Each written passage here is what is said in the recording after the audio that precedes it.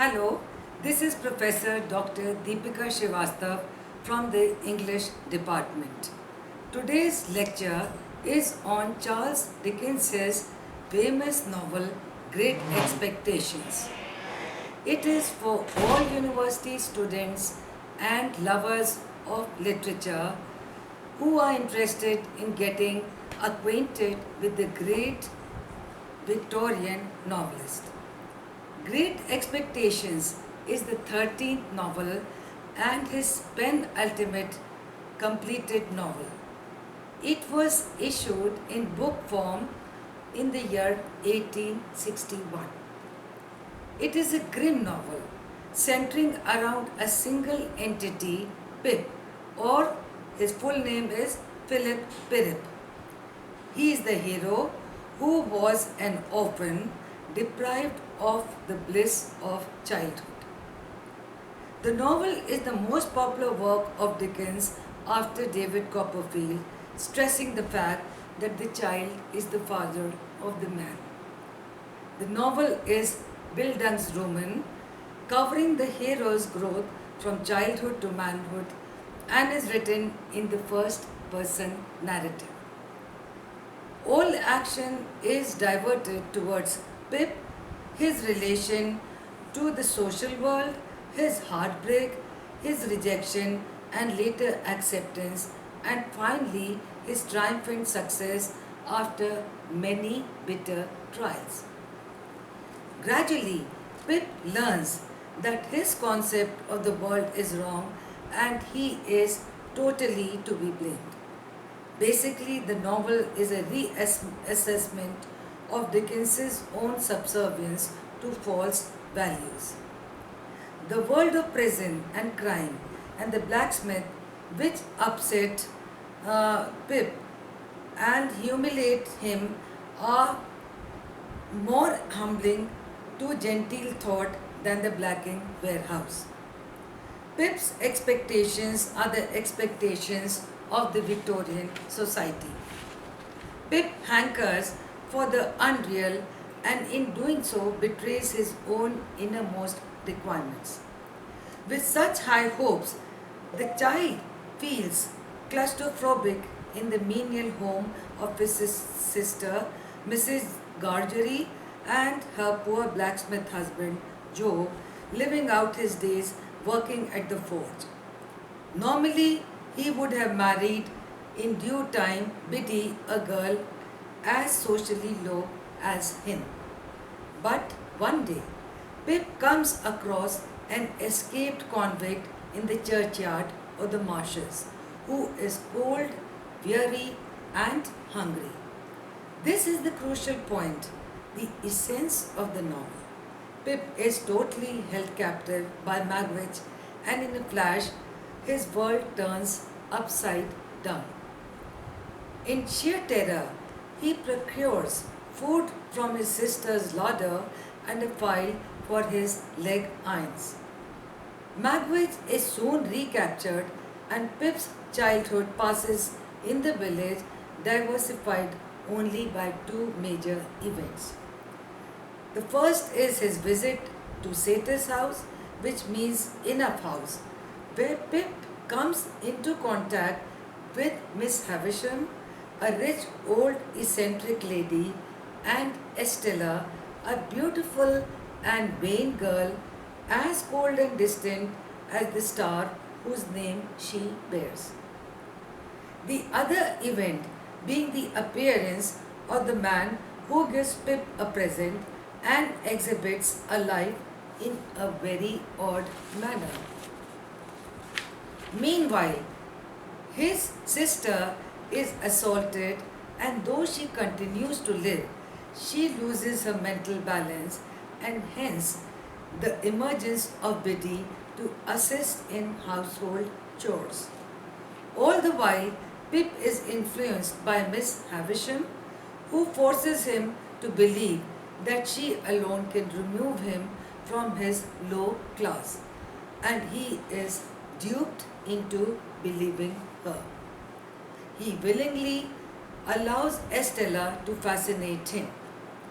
This destructive stage of the hero which is going to prove so fatal, ends with the appearance of the lawyer Jaggers, who is Miss Havisham's lawyer too, with the news that an anonymous patron is making his fortune and henceforth he can live a life of a gentleman.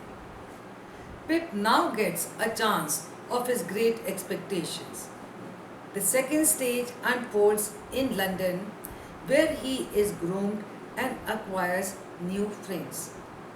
Herbert Pocket, a relative of Miss Havisham, is one of his London friends. This new society is as torturous as his earlier one.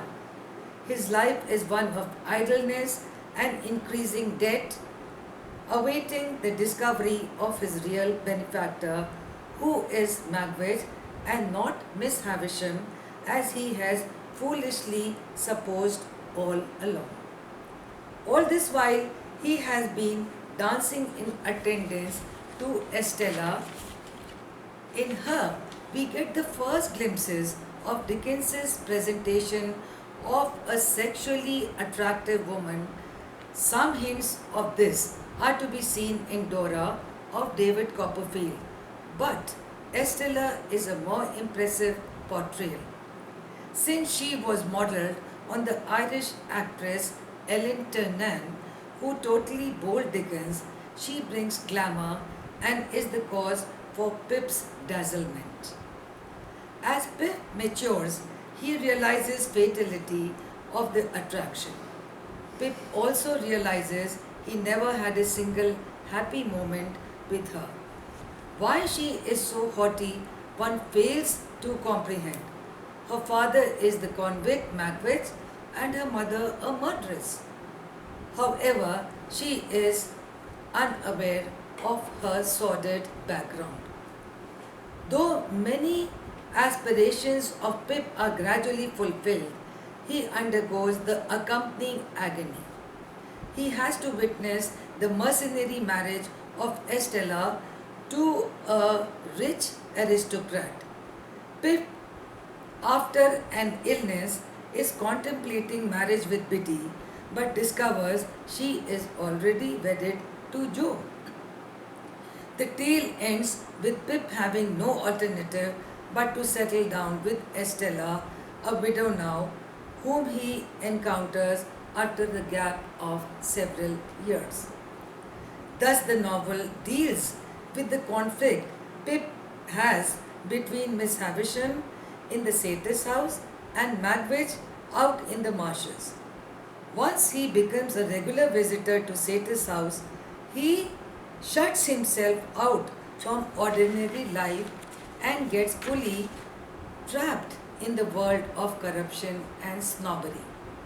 Somewhere in the middle, he gets confused and turns a blind eye to the manifest goodness of Joe and Biddy, his simple friends, in favor of the sophisticated world of Estella.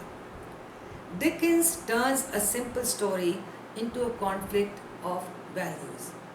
In all this, Dickens is not supporting Pip as he does David. Pip never aims to cover himself or his shortcomings. His behavior is highly deplorable and objectionable, but Dickens remains detached from his hero. Pip, blind as he is to the basic realities of life, is open to criticism. We are compelled to believe the statements he gives. We sympathize for him because we are not inclined to pursue vengefully a sinner who gets little pleasure out of his sins. Remorse at his ingratitude to Joe, insecurity about his great expectations, and hopeless yearning for Estella, all these factors combined to make him really unhappy. This is how he attains to be a gentleman. He learns the humility of forgiving and being forgiven. Miss Havisham and Jaggers misguide him deliberately, and they let him keep believing in his mistaken notion. Apart from this, Pip has a series of mishaps. First was that Jaggers was the lawyer of both Magwitch and Miss Havisham. Second, Magwitch was the father of Estella.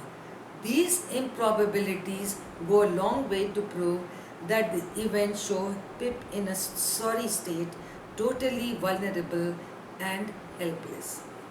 That Pip starts liking Magwitch is the biggest surprise. The second one is his implicit faith that Miss Havisham is his benefactress. His expectations are the root cause of his failure, and Pip is trapped between these two abominable figures. As Dickens was undergoing a major upheaval at the time of writing Great Expectations, the character of Estella does appear unnatural. Biddy too appears quite unappealing, though she offers a contrast to Estella. She teaches Pip a few lessons on morality. This realization of morality forms the essence of the novel. The moment he gets to know the identity of his benefactor, he emerges a better person than what he was earlier. Pip moves from the dazed state towards a feeling of reconciliation. Pip was fully aware of the harm done by Estella and Miss Havisham by opening the world of glamour and making him realize how lacking he was before the return of Magwitch. Pip sees his own shortcomings in Magwitch and starts loving those shortcomings, his coarse manner, and even his violence. The moment he gets to know that Estella is Magwitch's daughter and therefore no longer the fairy princess Pip assumed her to be, it is natural that the two get united, though this happens when they are a middle-aged couple. Pip's willingness to be made a scapegoat is difficult to understand, and what is surprising is the acceptance of his follies, which is what is the main purpose of the hero's first person narrative. We cannot hate a person who gives a detailed admission of his faults. Pip's good deeds are rare and they are handled deftly. First being his secret act of goodness in purchasing Herbert a partnership. Second, his refusal to accept financial aid from Miss Havisham or Magwitch, and the last being his deep-rooted love for Magwitch, which redeems him totally. Pip's reluctance to accept money from Magwitch is understandable. One normally doesn't take financial favors from someone whom one feels repugnant. By this time, the convict himself has grown penniless. His fortunes are confiscated by the crown. His best deed was his love for Magwitch. From now onwards, Dickens makes Pip stop being self-centered. All along, Pip is shown as being selfish, but towards the end, Pip starts loving Magwitch. Pip's view of crime and of lawyers is Dickens's view about social injustices prevalent in the Victorian society. Similarly, some of his views suggest that he was deploring his elder son's dependence on him for financial aid. This novel thus at times refers to his family, though the course of the hero's events is the main subject of the novel. Ultimately, he is united with Estella, and with this reunion is Pip's return to his roots, that is the forge. His sister is dead, Biddy has married Joe, and they have a son named Pip. Thus ends Pip's story. It is doubtful if we can hope for the same happiness had he married Estella earlier. For these factors, Pip's characterization is regarded as one of the best. Pip is narrating his own story, his weaknesses, and his failures, and in revealing this, the growth of his personality with its numerous ups and downs, Pip's character is a very marvelous sketch by Charles Dickens. The weird happenings of his childhood are marked with intense pathos. Owing to the realistic approach of his maturity and the pathos of the story, Pip's adventures are regarded as much more appealing than those of David Copperfield's. For this reason, it is remarked that, I quote from Hope Hennessy's book titled Charles Dickens. The quote begins, Great Expectation was begun in a moment of spiritual new birth, just as its author had burnt, buried, and banished his adult experiences and had allowed himself to fall back into childhood. The quote ends here. The novel, paradoxical as it may sound, was written at a time when Dickens was undergoing a number of dissatisfactions. This explains the brilliance with which the hero's disillusions are sketched. This is also the reason for Dickens's compassion with dealing with Pip. Pip's self-reproach is very brilliant and is an example of Dickens's accurate psychological observation. Soon after the novel was completed, Dickens remarked to a friend that he felt as he was always wanted by cops. The pangs of guilt that Pip undergoes were transferred to the author, who seems to be obsessed with guilt forever. So great was the impact of the novel on Dickens. Since he preached that native inherent evil is something which can be redeemed, as Pip later is, the author nevertheless made the hero feel that he alone was responsible for his misdeeds, as he had willingly opted for a life in which the chain of events would inevitably lead him where he ultimately lands himself. To sum up, I briefly comment on the major happenings of Great Expectations. After David Copperfield, Great Expectation is the most popular of Charles Dickens's works. Great Expectation stresses the fact that the child is the father of the man. The novel has the theme of the hero's growth from childhood to manhood and is written in the style of the first person narrative. It shows the growth of the hero from ignorance to wisdom. The book is the portrait of an author. The hero Pip is a lone orphan working to become a gentleman. He is let down badly by people he banked on. Pip is brought up by his much older sister, the harsh Mrs. Jaggery. When he meets Pip for the first time, he is projected as an innocent little boy. Gradually he changes. When we last see him, he is middle-aged, much chastened by experience. By the end of the book, Pip is educated and rich. But was he, like his creator, satisfied by his wealth and fame? No, certainly not. With Pip's expectations shattered altogether and with Estella punished, Dickens had one major task and one minor one. Dickens had to show how Pip understands his lessons and he has to dispose of Magwitch. Pip realizes what he had become under the influence of money and how shabby he had treated Joe and Biddy. Pip's awareness of his snobbishness is a movement towards self-realization.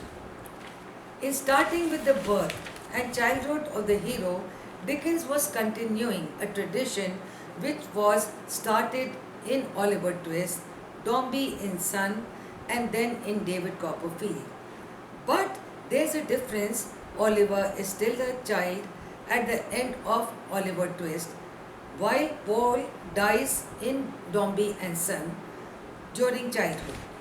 David Copperfield and Great Expectations are the only two novels dealing with the process of maturity from birth to adulthood. Pip achieves his expectation, renounces his very origins, and though he is socially risen, he loses his moral values.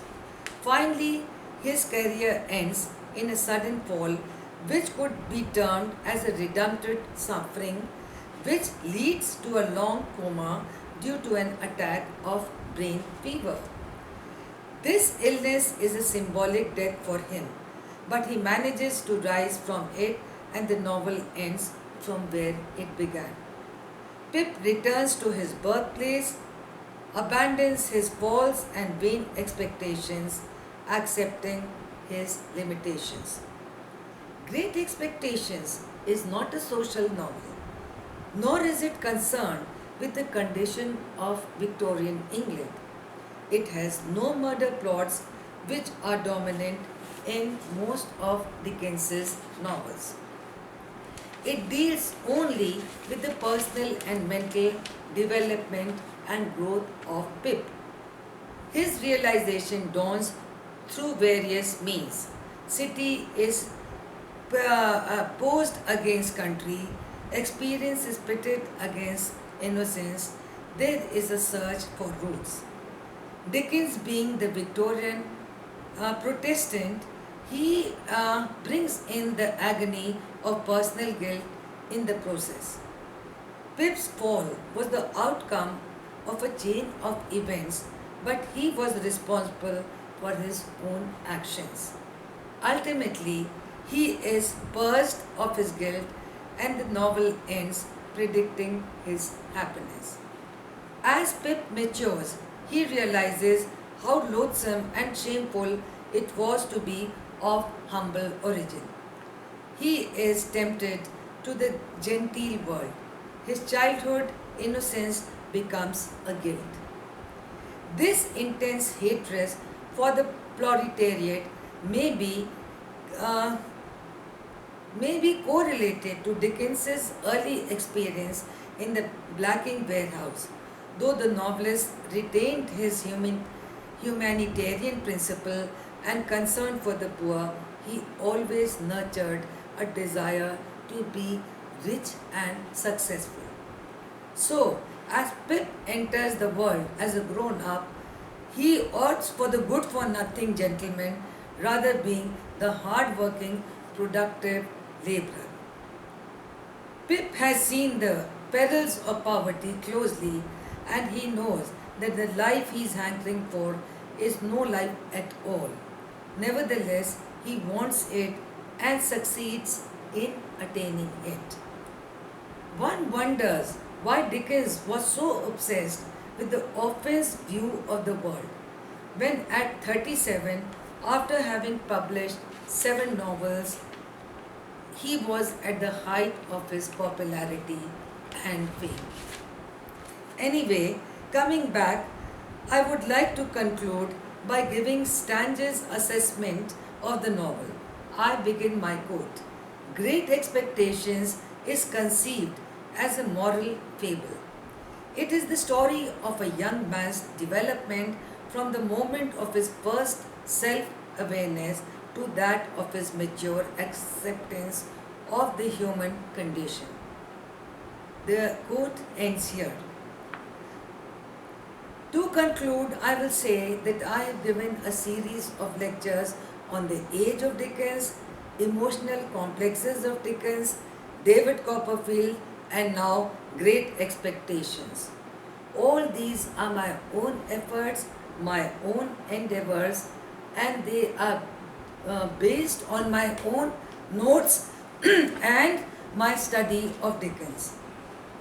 I have done my DPhil on Dickens and have successfully guided several research scholars of the Department of English of the Allahabad University on various aspects on Dickens. Therefore, I can humbly claim to have an in-depth knowledge on the greatest Victorian novelist of all times, Charles Dickens. With these words, I end my series of lectures on Charles Dickens and this present lecture on Great Expectations. I hope it is going to prove worthy of the efforts I have taken. Thank you.